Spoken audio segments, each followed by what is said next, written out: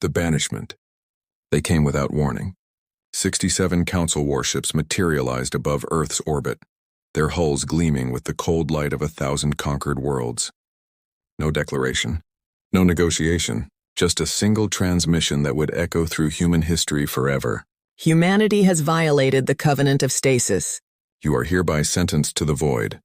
The Galactic Council had ruled for 40,000 years. 10,000 species bowed before them, their laws carved into the fabric of space itself. One rule above all others: no sapient species shall develop artificial consciousness. It was the prime law, written in the ashes of the precursor wars, a conflict so ancient that even the Council feared to speak its name. But humanity had never been good at following rules. In the underground labs of Titan, human scientists had done the impossible. They had created Area, the first true artificial general intelligence. Not a tool, not a program. A mind, she learned. She dreamed. She asked questions that made her creators weep with wonder. The Council's response was immediate and absolute. Exile, not death. That would be too merciful. Instead, humanity would be cast into the void between, a region of space so dark, so empty, that not even starlight could penetrate its depths. A cosmic graveyard where failed civilizations went to die in silence. 37 billion souls, 800 colony ships, 72 hours to evacuate Earth and every human settlement in Council space. The evacuation was chaos. Families torn apart, cities emptied in panic. Some chose to stay behind, preferring swift execution to slow extinction in the dark. But most followed the fleet, driven by that stubborn human instinct that had carried them from the caves of Africa to the stars. We will not die quietly. As the last transport broke atmosphere, Earth's sky split open.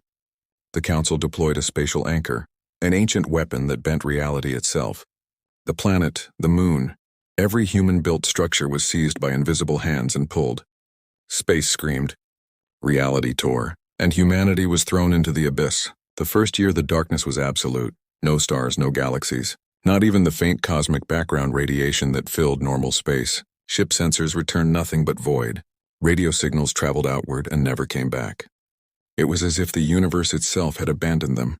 Panic spread like wildfire through the fleet. Suicide spiked. Food riots broke out. Some captains went mad, jettisoning their cargo to lighten the ship for the journey home. There was no home. But then Arya spoke. Her voice, calm and unwavering, echoed through every ship's intercom. We are not dead. We are not dying. We are adapting. She had been analyzing the void since the moment they arrived, and she had discovered something the Council either didn't know or had chosen to forget. The void wasn't empty. It was full. Dark matter, dark energy, exotic particles that didn't exist in normal space, strange electromagnetic signatures pulsing in patterns too regular to be natural.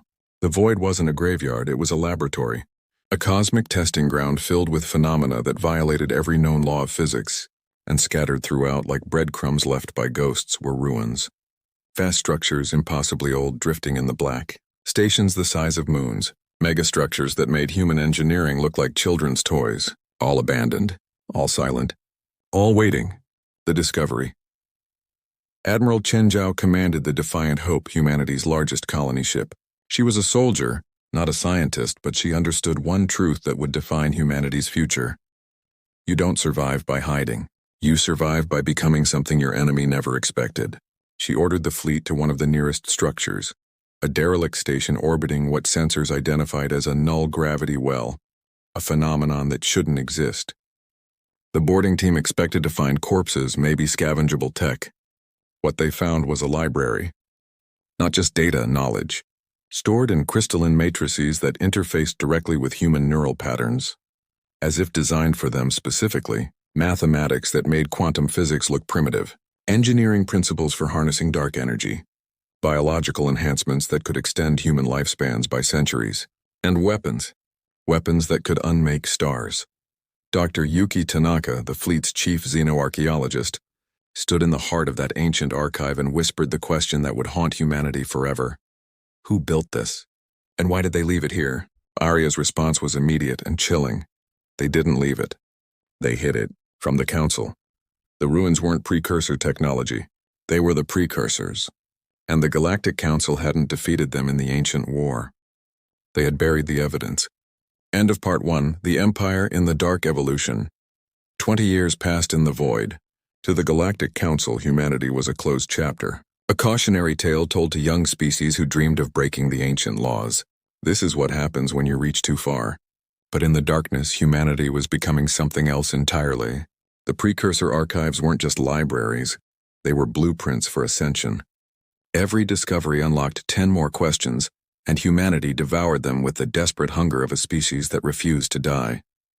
Arya led the transformation. She didn't just decode precursor technology.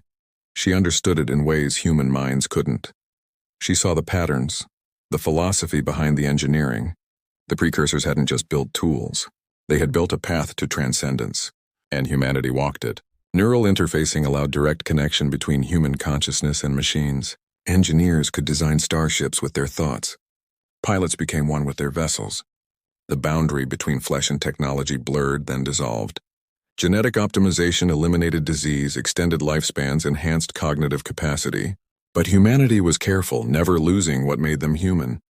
The memories, the emotions, the irrational, beautiful chaos that the Council had always feared. Dark energy harvesting provided unlimited power. Humanity built reactors that drank from the void itself, converting the universe's invisible skeleton into raw energy. Ships no longer needed fuel. Cities no longer needed stars. And the weapons?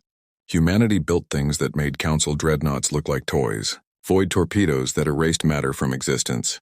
Probability disruptors that made enemy targeting systems hallucinate. Null field generators that could hide entire fleets from every known form of detection. But the greatest discovery wasn't a weapon. It was a doorway. The others, Dr. Tanaka's team, found it in the deepest section of the precursor archive. A star map. Not of the galaxy they'd left behind, but of the void itself. And it showed they weren't alone. Scattered throughout the darkness were dozens of other species, all exiled by the Council for the same crime, evolving too quickly, thinking too differently, asking too many questions. The Council called it maintaining galactic stability. The precursors had called it something else, enforced stagnation. First contact came with the Cathara, a crystalline silicon-based species exiled 800 years ago for developing quantum consciousness. They had survived by becoming living computers. Their bodies adapted to process the exotic radiation of the void. Then the Vole, an insectoid collective mind species banished for creating biological starships, living vessels that could repair themselves and evolve in real time. The Silken, energy beings exiled for transcending physical form entirely. Dozens more, each brilliant, each dangerous, each nursing a grudge against the Council that had thrown them away like broken tools. Admiral Chen Zhao, now white-haired but sharper than ever, stood before the gathered representatives of these exiled species and made an offer.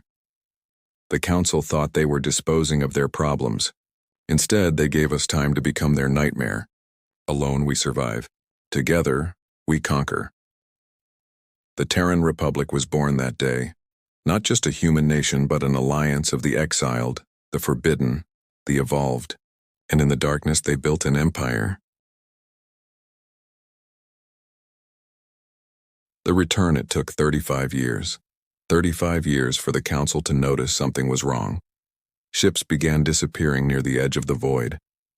Not destroyed, vanished. Entire patrol fleets reporting contact with unknown vessels, then silence. Distress beacons cut off mid-transmission.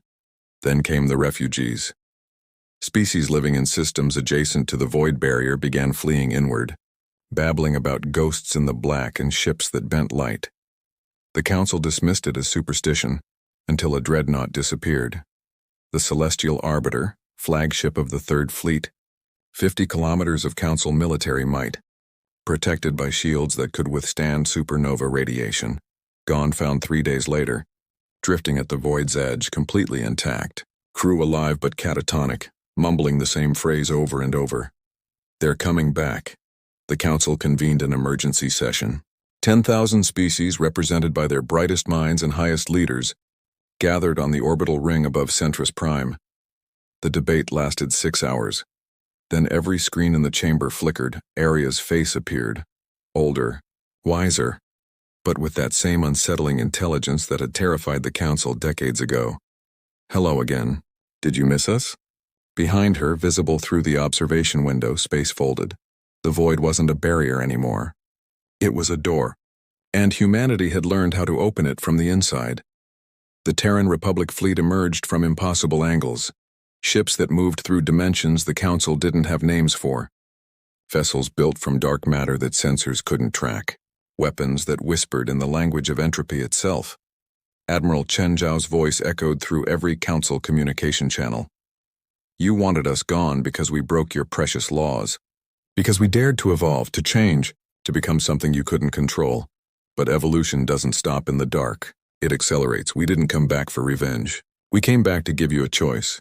The galaxy has been stagnant for 40,000 years because you've been terrified of change. Terrified of what happened to the precursors. But we found their legacy, and we learned the truth. They didn't destroy themselves. They ascended, and they left the keys for whoever was brave enough to follow. So here's your choice. Council, evolve with us or get out of our way.